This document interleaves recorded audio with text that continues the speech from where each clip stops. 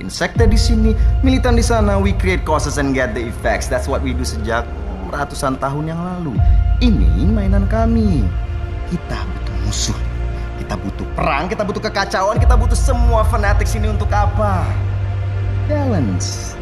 Untuk menjaga kestabilan di dunia ini. To create peace.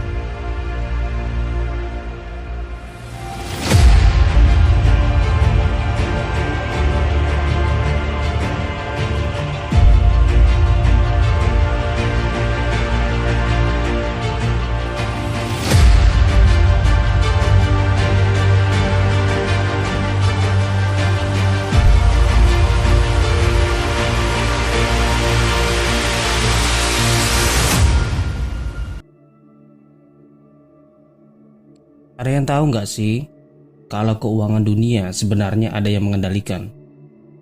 Seringkali kita bingung tentang kondisi perekonomian saat ini karena kadang-kadang ekonomi terus bergerak naik turun.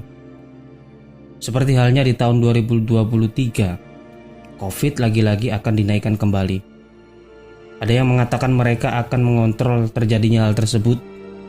Mungkin juga resesi atau krisis tahun depan ini merupakan hal yang sama. Kok bilangnya mereka? Terus siapa sih mereka sebenarnya? Terus menonton video ini agar tidak gagal paham, dan jangan lupa klik like dan juga subscribe, dan tetap nyalakan tombol loncengnya jika menurutmu informasi ini bermanfaat. Share ke teman-temanmu agar mereka mendapatkan informasi yang sama. Kenapa sih kok di awal video sudah dibuka dengan keadaan yang seolah-olah dunia ini sangat mengerikan? Tanpa kita sadar, sektor perekonomian ini ada yang mengatur. Di satu sisi dari bank institusi global, ada yang dibilang di balik semua ini ada sekelompok orang yang mengatur institusi tersebut. Mereka bukan suatu negara, tapi mereka yang mengendalikan negara-negara tersebut. Mereka berlaku seperti Tuhan.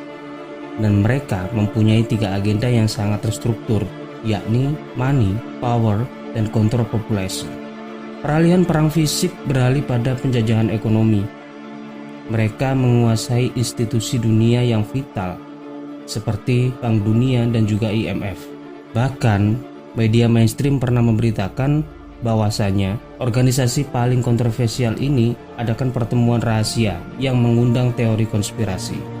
Saya pernah membaca sebuah artikel atau buku tentang teori konspirasi yang cukup familiar di kalangan masyarakat saat ini.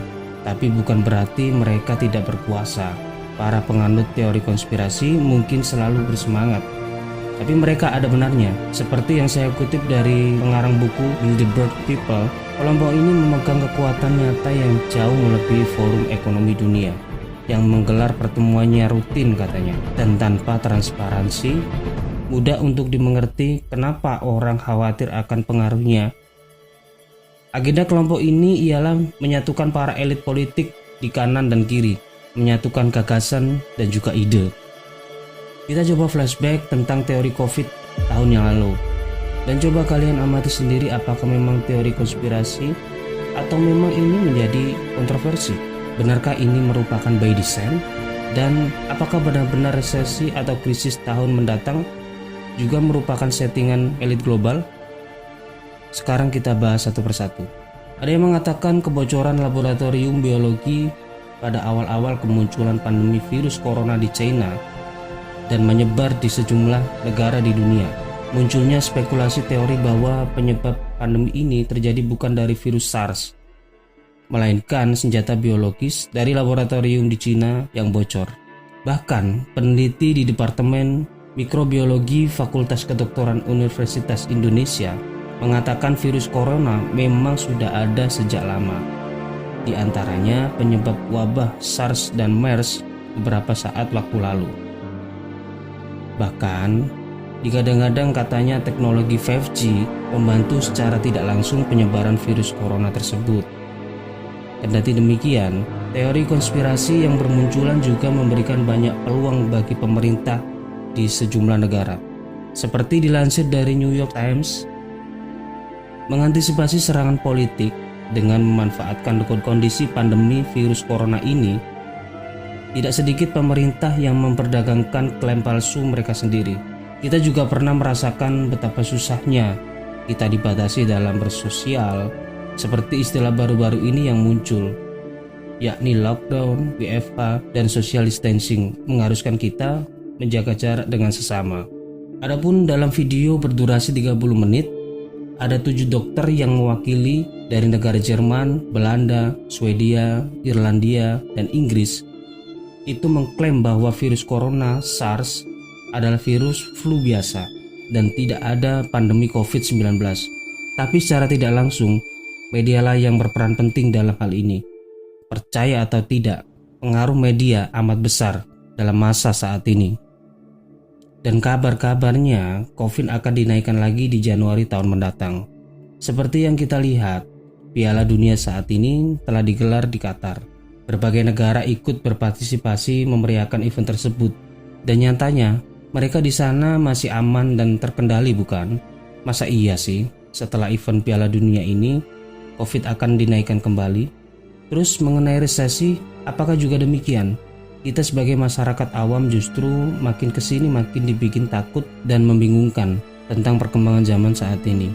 Mungkin saja krisis ini dibuat supaya apa? Negara yang ingin dikuasai meminta pertolongan dan dibantulah melalui hutang. Dan sekali lagi, ini by design elit global dengan anggapan memberikan masalah, ciptakan reaksi, dan merekalah seolah-olah yang memberikan solusi. Ada beberapa yang mengatakan ini teori konspirasi, dan ada juga yang mengatakan ini kontroversi. Tulis di kolom komentar bagaimana pendapat kalian ya. Alangkah baiknya kita selalu tetap tenang dalam menerima informasi yang beredar saat ini. Carilah sumber informasi yang valid dan dapat dipercaya. Jangan pernah menerima informasi yang ada tanpa sumber yang jelas keberadaannya.